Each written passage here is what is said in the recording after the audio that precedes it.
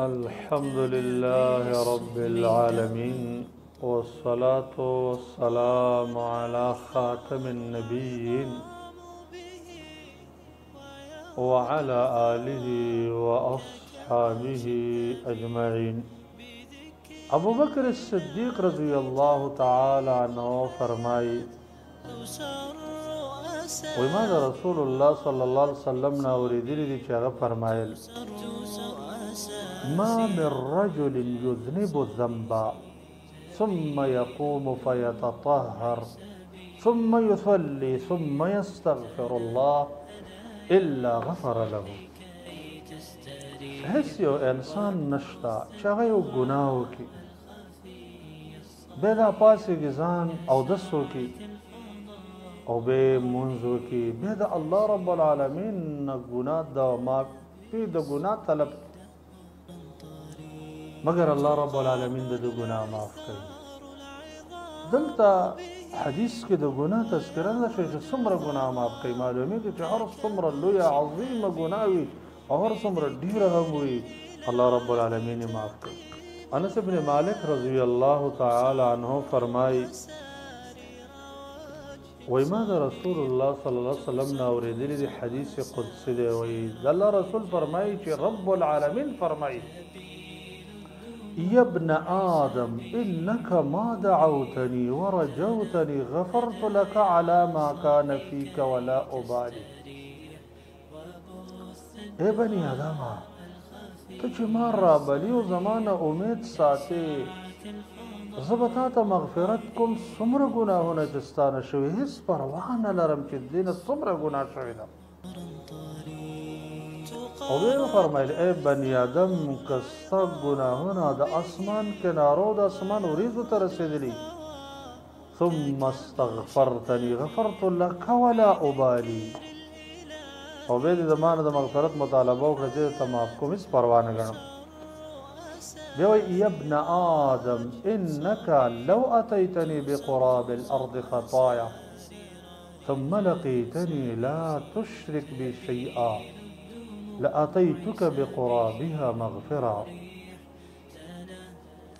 اے د آدم علیه السلام بچیا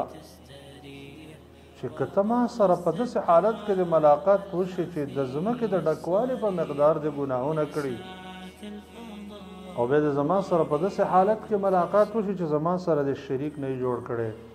د ځمکې د ډکوالي په مقدار ګناه به هم درته زه معاف کړم. دومره ګناهونه چې د ځمکه په ډکه شوي الله یې معاف کړي. زید رضی الله عنه چې د نبي کریم صلی الله علیه وسلم مولا دی هغه وایي من قال استغفر الله الذي لا اله الا هو الحي القيوم واتوب اليه غفر له وان كان فر من الزحف. که یو انسان دا کلمه ووایي چې استغفر الله الذي لا اله الا هو الحي القيوم واتوب اليه کدینه دومره لوی جرم هم شوی چې د میدان جنگ نه تښتېدلی او دشمن ته شا ګرځولی چې دې په باره کې الله فرمایي فقد باء بغضب من الله نو هم به ورته الله رب العالمین د ده ګناهونه معاف کړي. وګوره دومره لوی جرم چې هغې په باره کې الله د خپل غضب او د عذاب تذکره کړې ده خو بیا هم که یو انسان الله رب العالمین ته په صدق د هغې نه د مغفرت طلب وکړي الله یې معاف کوي. د استغفار یو درې غټې غټې فایدې په یو حدیث کې ذکر دي چې دغه روایت بعض اهل علم صحیح کړی دی لکه شیخ احمد شاکر رحمه الله دغه رنګ امام حاکم رحمه الله المستدرک کې او بعض نور اهل علم. عبدالله ابن عباس رضی الله عنهما فرمائی کہ رسول اللہ صلی اللہ علیہ وسلم فرمائی دی من لزم الاستغفار جعل الله له من كل ضيق مخرجا ومن كل هم فرجا ورزقه من حيث لا يحتسب. کوم یو انسان چې په ځان باندې استغفار لازم کی هر څومره تنګستیا چې په ده راشي هر څومره تکلیف چې راشي هر څومره مشقت چې راشي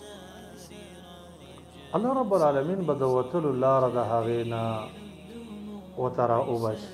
دویم هر څومره پریشاني چې د انسان باندې راشي پریشاني رب العالمین به دا پریشانی ختمه کړي دریم که په یو انسان د رزق تنګستیا وي